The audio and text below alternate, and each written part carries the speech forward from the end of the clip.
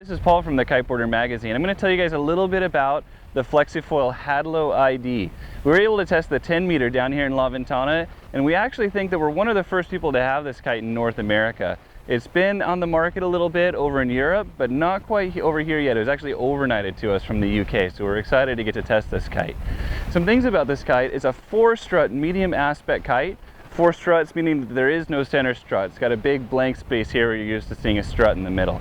The leading edge is relatively thin, and the wingtips are pretty big on this kite. It really has a very sea kite-like profile. It kind of looks like a sea kite when you put it up in the air. It's very stable in the air, has a very direct feeling when you're flying it, when you're turning it. It's also a very powerful kite. It has a great low end range and generates a lot of power. The bar pressure on this kite is in the medium range. Some pros on the Flexifoil Hadlow ID: the sea kite feel. It really kind of has a feel similar to a sea kite, flies similar to a sea kite, and if you like that, you'll like that about this kite. If you don't like that, you probably won't like it. Some other good pros with this kite: good jumping performance, really nice kite to jump on, and also that low end power is another really good pro for this kite. Some cons about this kite: it's relatively difficult to relaunch. By our guess, it's those big wingtips. They seem to catch a lot of water when you're going back up. We never had any, we were always able to relaunch this kite, but our testers reported it took a little bit more time than some of the other kites.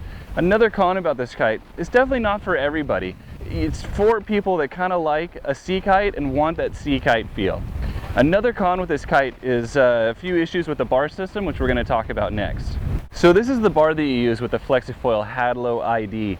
Now, I mentioned there's some issues with the bar. Some people like this bar okay, other of our testers had a little bit of trouble using it.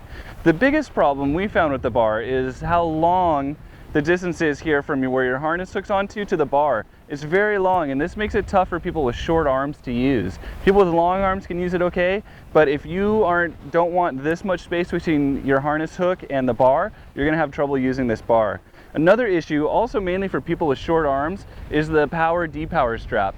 Especially the depower. Once you have this kite depowered, to power it back up is very, very difficult. Even if you have long arms, it's very difficult to reach that strap to power the kite back up.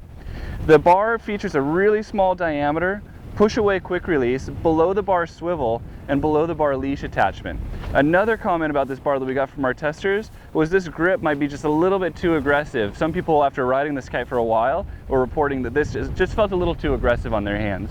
Other than that, it's a simple, clean control system. We just really wish this distance from the harness hook to the bar was a little bit shorter.